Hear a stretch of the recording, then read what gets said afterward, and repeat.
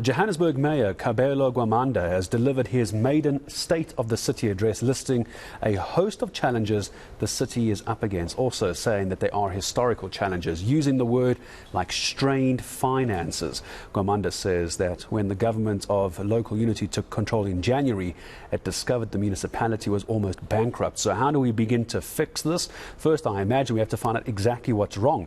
ActionSA spokesperson Sthembelo Majola joining us this morning for reaction. Sthembelo, good morning to you, and I appreciate your time. So the mayor is saying that they want to set a new path to restore the heartbeat of Johannesburg. Are you buying that? Good morning. Good morning to you, Gareth, and good morning to eNCA viewers. Look, yesterday's speech was incredibly uninspiring. The mayor seemed to understand what the problems of our city are, but was very little on explaining what is it exactly that he and his government are planning to do to deal with them.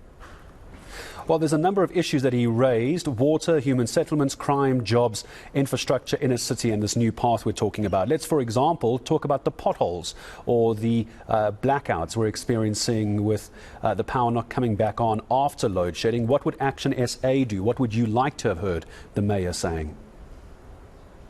Look, on the issue of potholes, I think the multi-party government was on the right path in fixing our street lights, investing in police to ensure that our the public infrastructure is not distracted, and investing also in more road and traffic infrastructure that we were getting ourselves into. But the mayor yesterday tried to take a swipe on the multi-party government, claiming that we were only we almost led the city into bankruptcy, which is absolutely not true. What we are seeing now is that the people of Joburg are seeing more potholes on the streets, more traffic lights are not working. You'd remember that during the time of the multi-party government, we had the MMC of Public Safety, Councillor David Dembe, who rather deployed police into our inner city to ensure that crime is lessened. But right now, the JMPD is not deployed in our inner city, and it's not. The situation is actually getting worse.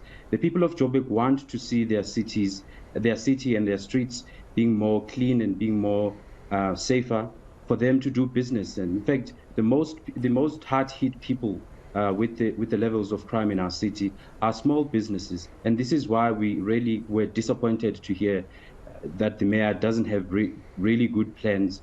In fact, doesn't have plans at all to deal with. Let's talk about that very briefly, Sthembelo. As I say goodbye to your last question then. So the multi-party coalition, some suggesting is not working, just like the Johannesburg mayor. How would you work with Kabelo Gwamanda to get on top of this? Politics aside, how would you fix this? How would you work along with him? Just very briefly as a last answer.